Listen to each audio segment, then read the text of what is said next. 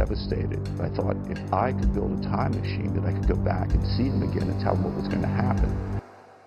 Bienvenue sur Agora. Aujourd'hui, embarquez avec nous pour explorer l'un des mystères les plus fascinants de l'humanité, le voyage dans le temps. De l'Antiquité aux théories scientifiques les plus audacieuses. Le concept de traverser les époques captive l'imagination depuis des siècles. Nous allons plonger au cœur de cette énigme temporelle en explorant les différentes facettes du voyage dans le temps avec un regard particulier sur 5 récits qui ont marqué l'histoire. Préparez-vous à être transporté dans un univers où les frontières du temps sont repoussées, où passé, présent et futur s'entremêlent dans une aventure captivante. Cette expérience promet d'être aussi intrigante que stimulante. Alors ne tardez pas à vous joindre à nous dans cette exploration. N'oubliez pas de jeter un coup d'œil à toutes les sources que nous avons consultées dans la description en route vers l'aventure. Exploration des récits de voyageurs temporels. Depuis des siècles, l'idée de voyager dans le temps a fasciné les gens, générant des récits intéressants et des spéculations sur ce qui pourrait être possible au-delà de notre réalité actuelle. Cette notion explorée dans divers domaines, tels que la philosophie, la science et la littérature, implique le déplacement d'un point temporel à un autre, que ce soit vers le passé, le futur, ou même une réalité alternative. Selon David Lewis, il implique un décalage entre les points temporels de départ et d'arrivée, pouvant entraîner des situations paradoxales telles que le paradoxe du grand-père. Les théories d'Einstein, comme la relativité générale, suggèrent l'existence de boucles temporelles, mais elles ne sont pas encore complètement compatibles avec la mécanique quantique. Le voyage temporel remet en question la causalité, avec des implications métaphysiques profondes sur la nature du temps et de l'espace. Bien que des hypothèses sur les moyens de réaliser ce voyage existent, comme celle de Paul Davies, leur faisabilité reste hypothétique, nécessitant une meilleure compréhension de la physique et de la métaphysique. Par ailleurs, parmi la multitude de récits de voyage dans le temps, certains se distinguent par leur capacité à intriguer et à nourrir des débats enflammés quant à la frontière floue entre fiction et réalité. Ces récits de voyageurs temporels nous offrent ainsi une perspective fascinante sur ce que pourrait être l'expérience de traverser les époques, explorant des histoires qui remettent en question notre compréhension du temps et de l'espace. Les mystères du voyage dans le temps selon Sergei Ponomarenko. Parmi les récits de voyageurs temporels qui circulent largement sur Internet, l'un des plus énigmatiques et populaires est celui de Sergei Ponomarenko. Le 23 avril 2006, un individu d'environ 20 ou 30 ans a été appréhendé par la police pour un comportement inhabituel, affirmant être Sergei Ponomarenko et venir de 1958. Sa carte d'identité, datant de l'Union soviétique, a déconcerté les autorités, tout comme son habillement rétro et son appareil photo argentique. Conduite dans une clinique psychiatrique, l'évaluation médicale de Ponomarenko par le docteur Pablo Kutrikov a été enregistrée le jour même.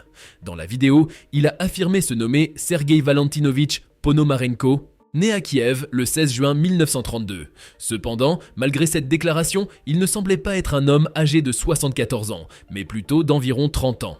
Il a raconté aux médecins qu'il se promenait avec sa fiancée, Valentina Kurich, à Kiev, lorsqu'ils ont repéré un objet étrange dans le ciel, en forme de cloche et volant de manière inhabituelle. Pensant pouvoir mieux observer l'objet en le prenant en photo, il affirme s'être soudainement retrouvé en 2006. Cette histoire pourrait facilement être rejetée comme une fantaisie, mais Ponomarenko prétendait avoir des preuves, pour déterminer la véracité de ses dires ou pour prouver qu'il n'avait pas voyagé dans le temps après avoir pris une photo d'un ovni.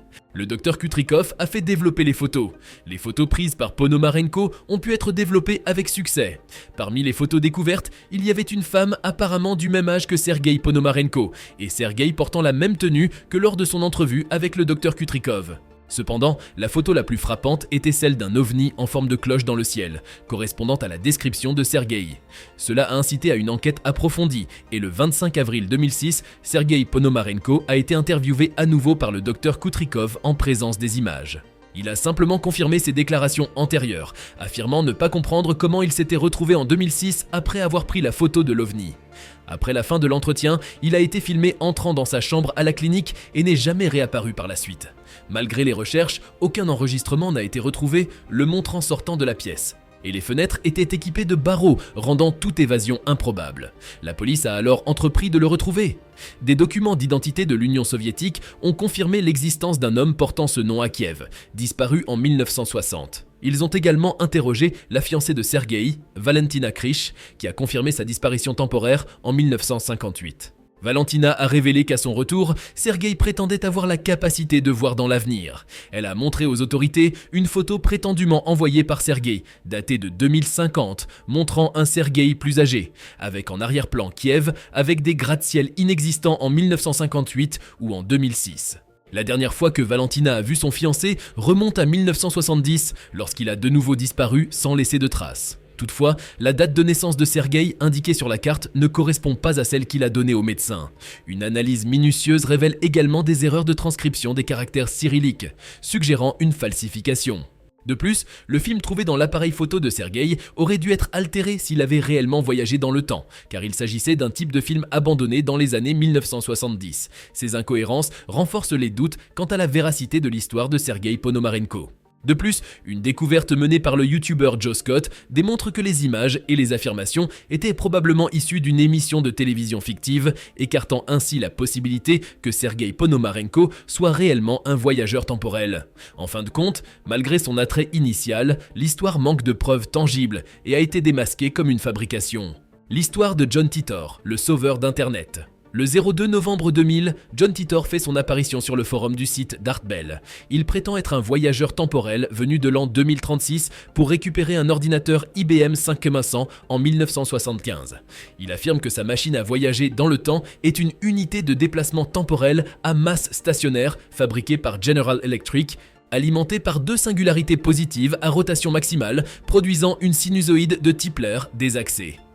Il répond aux questions des internautes, détaillant sa vie en 2036, où le monde se remet d'un conflit nucléaire mondial survenu en 2015, conséquence d'une guerre civile aux États-Unis, d'une épidémie de vaches folles et d'autres événements ayant entraîné l'effondrement de l'Occident, avec 3 milliards de morts. Malgré les sceptiques, il développe son récit avec précision et logique, attirant une communauté de croyants et étant même invité à une émission de radio. Conformément à ses prédictions, il annonce son départ le 22 mars 2001 et disparaît des discussions en ligne, laissant derrière lui une légende entretenue par des sites internet, des ouvrages et des émissions de télévision. Cependant, au fil des années, les prédictions du voyageur temporel s'avèrent être fausses. En dépit de ses prédictions fantaisistes et de ses affirmations impossibles à vérifier, son histoire comporte également des détails techniques et scientifiques pointus, laissant penser qu'il s'agit d'un canular extrêmement élaboré, surtout si l'on considère le contexte d'Internet à ses débuts où les sources fiables étaient rares. Son choix de revenir en 1975 pour obtenir un ordinateur IBM 5100, prétendument pour sa capacité à émuler différents langages de programmation, peut sembler étrange, mais cette fonctionnalité était réelle et méconnue jusqu'aux années 2000. De plus, les informations sur le bug massif attendu en janvier 2038 pour les ordinateurs équipés d'Unix, ainsi que l'utilisation potentielle d'ordinateurs anciens dans le futur, donnent à réfléchir sur les connaissances informatiques avancées de Titor pour son époque. L'étrange cas de Rudolf Fentz. L'un des cas les plus énigmatiques et controversés de prétendu voyage dans le temps implique Rudolf Fentz, un homme dont la disparition du 19e siècle et l'apparition au 20e siècle, inchangée, ont suscité des questions. Sa saga est devenue une légende urbaine prisée. Vers la mi-juin 1951, aux alentours de 23h, un individu singulier fut découvert errant sans but sur Times Square à New York. Âgé d'environ 29 ans, il arborait des habits désuets et semblait surgir de nulle part. Les passants perplexes observaient cet homme apparemment désorienté, qui se déplaçait maladroitement sur la place animée, visiblement perdu. Avant que les secours ne parviennent sur les lieux, il fut tragiquement fauché par un taxi lancé à toute allure, inconscient du danger des véhicules. Il succomba sur le coup, son corps transporté à la morgue la plus proche. Lors de la fouille de ses effets personnels, les autorités découvrirent des éléments pour le moins intrigants. Pourquoi, dès lors, Internet est-il convaincu que cet individu, Rudolf Fentz, était un voyageur temporel ? Bien sûr, son apparition inattendue et ses vêtements démodés étaient des indices. Mais ce qui fut découvert dans ses poches ajouta une dimension encore plus étrange à l'affaire. Lors de l'examen de son corps, les responsables de la morgue ont découvert un jeton en cuivre d'une valeur de 5 cents pour une bière. Le nom du bar sur le jeton était inconnu et introuvable dans les répertoires de la ville. À côté du jeton se trouvaient environ 70 $ en anciens billets de banque qui n'étaient plus en circulation depuis des décennies. Étrange, n'est-ce pas ? Encore plus étrange, une facture pour l'entretien d'un cheval et le lavage d'une voiture a été trouvée. Tout comme le jeton, le nom de l'écurie de livret sur la facture ne correspondait à aucune entrée dans les répertoires. Aussi bizarre que cela puisse paraître, les seuls objets utiles étaient des cartes de visite portant le nom de Rudolph Fentz et une adresse sur la 5e avenue, ainsi qu'une lettre adressée à Fentz datée de 1876. Aucun de ces objets ne montrait de signes de vieillissement, malgré l'apparence âgée de l'homme présumé être Fentz. L'affaire a été confiée au capitaine Hubert Saint-Rime du département des personnes disparues de la police de New York. Bien qu'il ait retrouvé l'adresse commerciale sur la 5e avenue, le propriétaire n'avait aucune connaissance de Rudolph Fentz. Aucun enregistrement téléphonique ni aucune empreinte digitale n'ont pu être trouvés pour Fentz. De plus, aucun rapport de personnes disparues correspondant à sa description n'était enregistré. La seule piste était une entrée pour Rudolph Fentz Jr. dans un ancien annuaire téléphonique de 1939. Rime a tenté de retrouver Fentz Jr. en utilisant l'adresse indiquée, mais les résidents se souvenaient seulement d'un homme âgé d'environ 60 ans qui avait déménagé en 1940. Malheureusement, personne ne se souvenait de sa destination. Le détective déterminé n'a pas abandonné. Il a découvert la banque de Rudolph Fentz Jr. et a appris que bien que Fentz Jr. soit décédé 5 ans auparavant, sa femme était toujours en vie en Floride.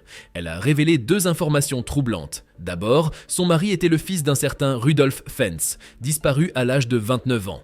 Deuxièmement, ce dernier avait disparu lors d'une promenade nocturne à Times Square. Les dossiers des personnes disparues pour 1876 confirmaient la présence de Fentz. Les descriptions correspondaient parfaitement à l'homme retrouvé à la morgue. Plutôt que de risquer le ridicule, le détective a classé l'affaire comme non résolue.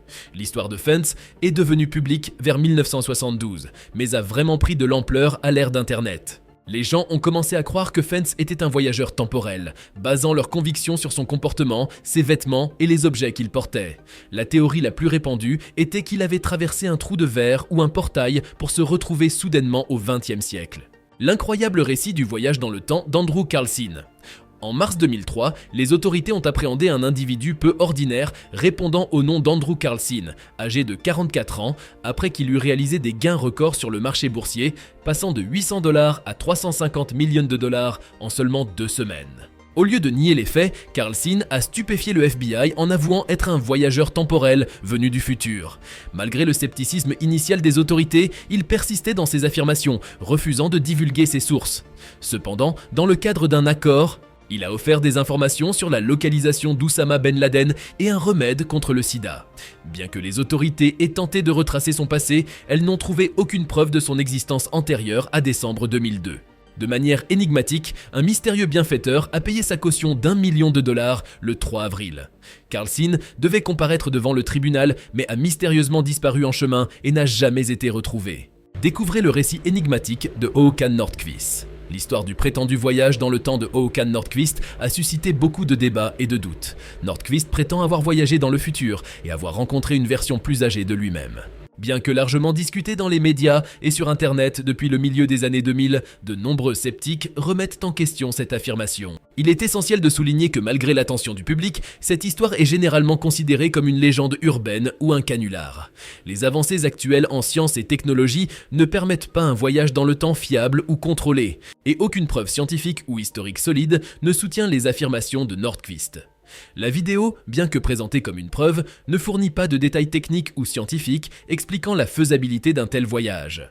Ainsi, l'histoire de Håkan Nordqvist illustre comment les récits fantastiques peuvent captiver l'imagination du public, mais elle est généralement considérée comme une légende dépourvue de fondements scientifiques ou historiques. Nous voilà arrivés à la fin de cette vidéo, merci de nous avoir suivis. Que pensez-vous de ces récits sur le voyage dans le temps? Et quel est votre avis sur le concept fascinant du voyage dans le temps? Vos commentaires sont précieux pour nous, alors n'hésitez pas à les partager. Si notre contenu a su captiver votre intérêt, nous vous encourageons vivement à vous abonner, à activer les notifications en cliquant sur l'icône de la cloche et à nous soutenir en appuyant sur le bouton « J'aime ». Encore une fois, merci infiniment pour votre passion et votre engagement tout au long de cette vidéo. Nous sommes impatients de vous retrouver très bientôt pour d'autres découvertes passionnantes sur Agora.